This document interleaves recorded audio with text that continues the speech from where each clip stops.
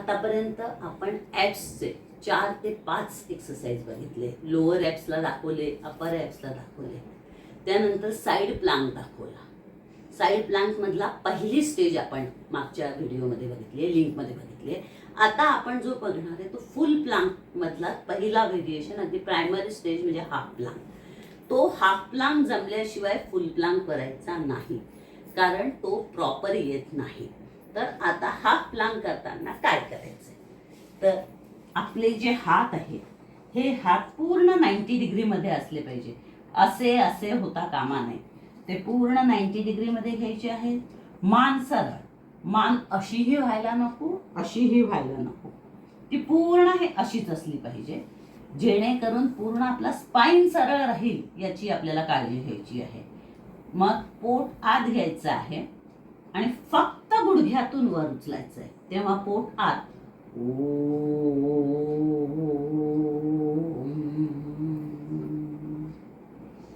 पहिल्यांदा मांड्या खाली ठेवायच्या, मग पोट खाली ठेवायचा, मग छाती टेकवायची आणि शांत.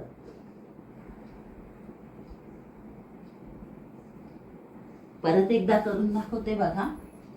दणकन खाली यायचं नाही एकदम, कारण की ग्रॅव्हिटेशनल फोर्समुळे बॉडी आपली एकदम खाली येण्याची शक्यता असते.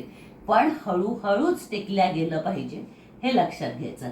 आणि करताना हे असं करायचं नाही, कारण आपल्याला जमिनीला आपलं शरीर पॅरललच असलं पाहिजे ह्याची काळजी घ्यायची आहे.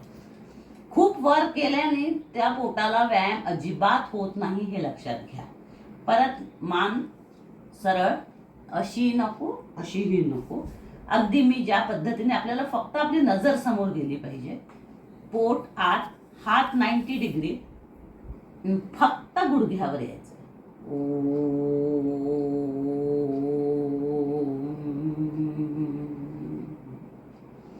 हळू मांड्या टेकवायच्या, पोट टेकवायचं, छाती टेकवायची, रिलॅक्स.